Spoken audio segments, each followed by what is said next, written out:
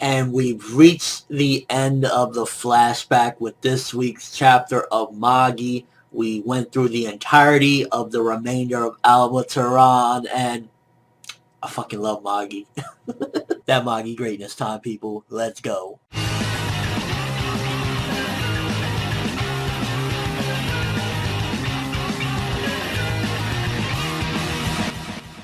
I think, in all honesty, my interpretation of a big part of this chapter and ultimately something about Ugo, if you really look back at it, one of the things that Solomon said about Ugo is he felt Ugo is the strongest magician.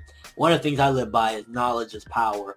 And this man, he thought of all these things to create this new world, all these ideas, all these plans that he came up with, everything that he possibly could conceive, and everything that he did in this chapter was outstanding, and not any normal person can come up with all this stuff, let alone be able to bring it into fruition. So with that being said, I definitely agree with Solomon that Ugo was the strongest magician. He might have not had the muscle, he might have not been the most bravest, I'm manly, whatever, he is a coward at times, but as far as his knowledge game goes, he's the strongest. So the chapter opens up with Ugo deciding to send everyone to the new world, and he already was coming up with the system as he went along and told all the tribes what he wanted to do. And I think he took a lot of the lessons from Alma Torran as well and decided he was going to learn from history, and he adopted the king system again. He was like, I think we do need a king, because if you look back, one of the big downfalls of Alma Torran was the moment King Solomon was gone. Once the king was truly gone, and not just, after the fight or whatever, but, that was the downslide as well.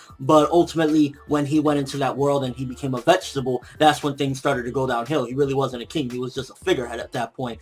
I think he realized that a king is truly needed, because that's the pillar that keeps everything going. That's the person that everybody looks at like, that's King Solomon. We got to obey his orders. And once that goes downhill and people don't look at him as a king anymore, or there is no king for that matter, then everything goes to fucking hell. So Ugo realized that you need to learn from history. You need to not make the same mistakes twice. We need an absolute king that is righteous, a good person, and ultimately going to lead everyone into a better tomorrow. One of the best things we found out in this chapter was a lot of people were theorizing what it could be for years and years, I'd imagine, with the dungeons. What the fuck is up with the dungeons? And we find out in this chapter that the dungeons are basically portals to Alma Torran's underground city. And I feel bad for the Jinn. Like, all of these people are staying down there for probably all of fucking eternity, just watching over this fucking old ass city, and just staying in these tunnels, lonely as fucking alone. I hope that by the end of the series, and I wouldn't be surprised if they reach some sort of clarity or some sort of point where maybe they don't need that, or if something happens to Ugo, if somebody gets to the Sacred Palace and gets rid of Ugo, maybe a lot of these people can go back and not have to be in these underground tunnels, or something can change. Like, I thought of, with all that we found out in this chapter, it would be a really nice treat at the end if Alma Torran can prosper once again, and maybe a lot of these people, a lot of the Jinn, the Sacred Dragon, a lot of these people can go back to their home world, and they can make Alma Torran a better world as well. So that way, a lot of these people that they've suffered a lot of damage, they've been through hell, maybe they can go back to Alma Torran, maybe at some given point. Because I remember in the last chapter, they said it will take a long time, but eventually one day, plants can grow again, a lot of things can prosper once again. So maybe at some given point, people can go back to Alma Torran. And these poor fucking Jinn that are just sitting in these portal dungeons all this time can once again, live. Now, there was a flaw with Ugo's invention of the king system, the Magi system, where basically a Magi would choose a king, and then a king had to go through, the test of a dungeon, and then the Jinn would find out if this is a good person, should I give this person the power, does this person deserve to be a king?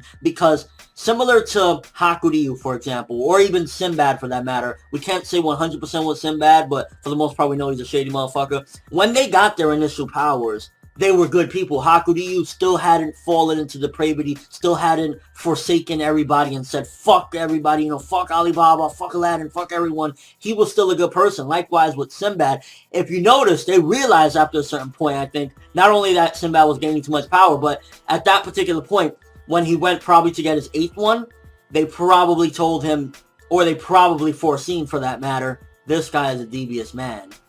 We can't give him any more power. And that was probably the point. Like, after he got his 7th Jinn, I'd imagine that's when he falls into depravity, and that's when the Jinn were like, we ain't giving you no more power. Like, we see what you really are now. So while it was good in theory, ultimately people changed. I think that's one of the calculations that he fucked up on, that people can change. They can get the power now and be a good person now.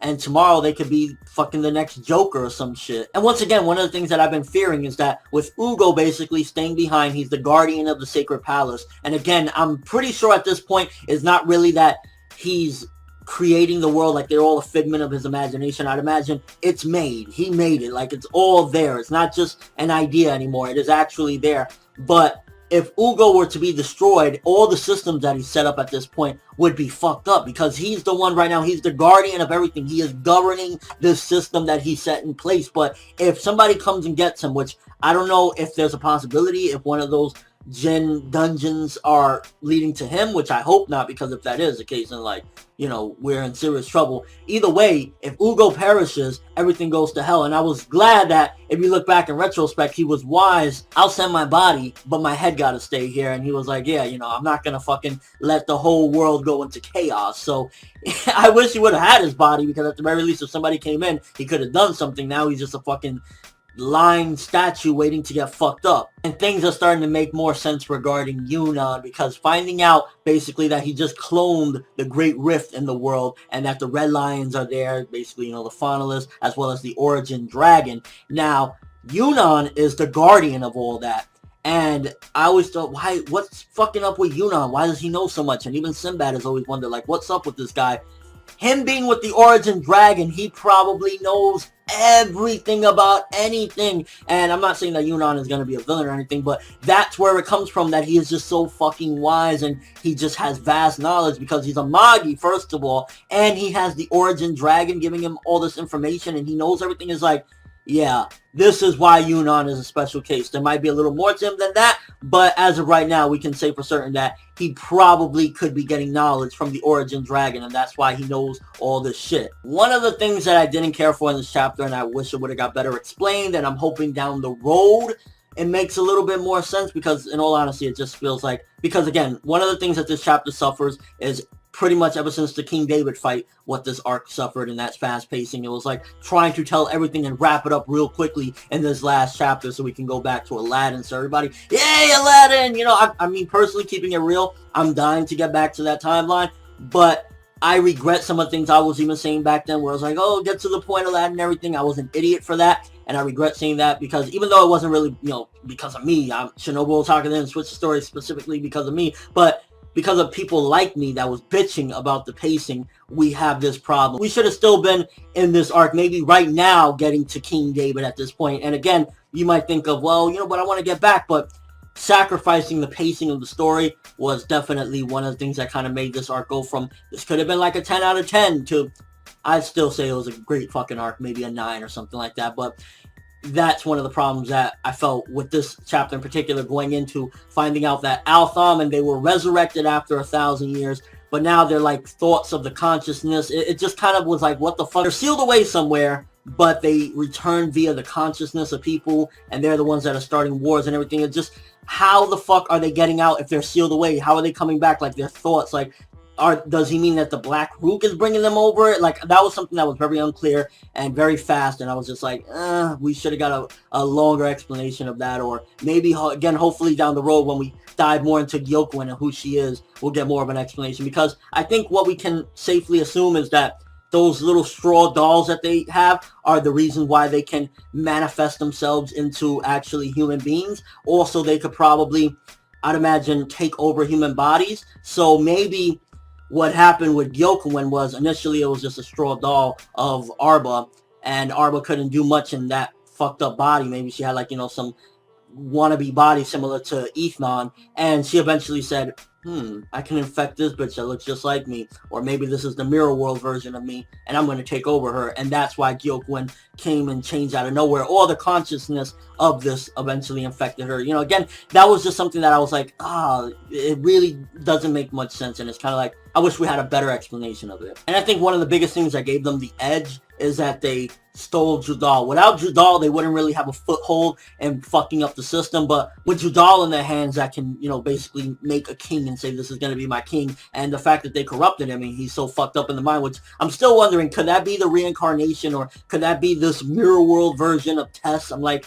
It kind of reminds me of him. I mean, I know Tess was supposed to have, I think, red hair because Phelan had red hair and like that was, the family look or whatever. But if that's like the other world of Tess and he's fucked up, that would make things a lot more interesting. But then also it's like, so this was one of Ugo's creations, his Magi soul creation. Not that he created his body, but that's one of his Magi. And he just went absolutely ape shit and beat the living fuck out of him with no thought for, him fucking with Aladdin. Favoritism much? And then getting Aladdin's birth. I was glad they covered up the wee-wee. Did not want to see any of that shit, but we see that basically one of the things that made Aladdin come out of the sacred palace a lot sooner was basically he started reading books and looking at life through books. And he's like, why am I trapped in here? Why am I the one that has to go through this? And it's a nice parallel to his mother and even his father, because his father wasn't that too. I think his father had a little bit more of a comfortable lifestyle because he was the son of King David. But his mother, Sheba, she was trapped in that thing and she couldn't live out life. She was there, just giving magic all day, every day.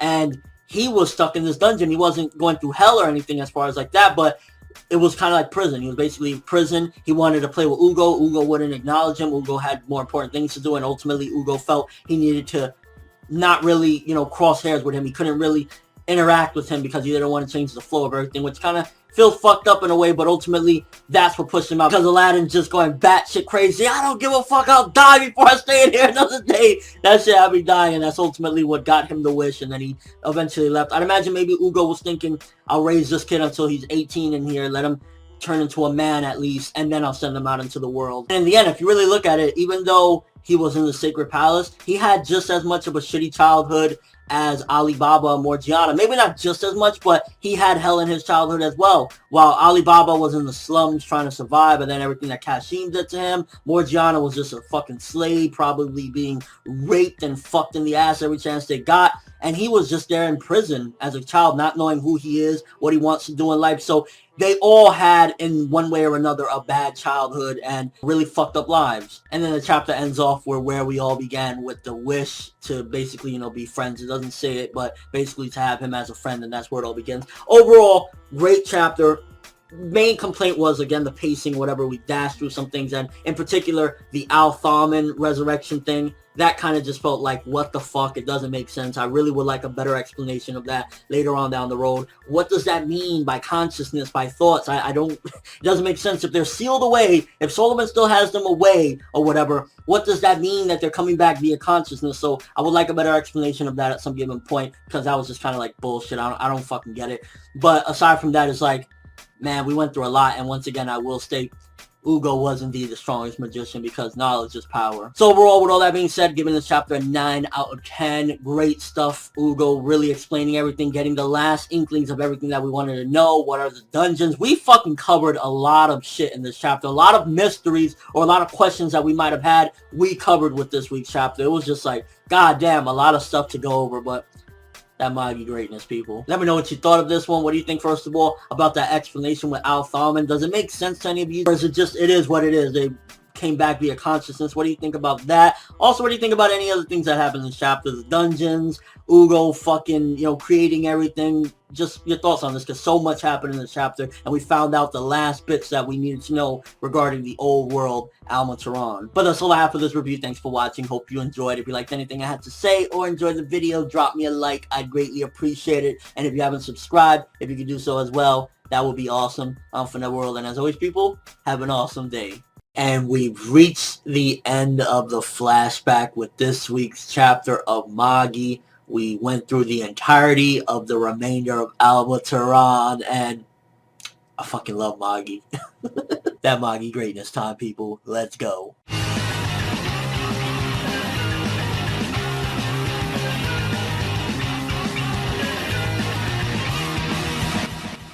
I think, in all honesty, my interpretation of a big part of this chapter, and ultimately something about Ugo, if you really look back at it, one of the things that Solomon said about Ugo is he felt Ugo is the strongest magician. One of the things I live by is knowledge is power. And this man, he thought of all these things to create this new world, all these ideas, all these plans that he came up with, everything that he possibly could conceive, and everything that he did in this chapter was outstanding, and not any normal person can come up with all this stuff, let alone be able to bring it into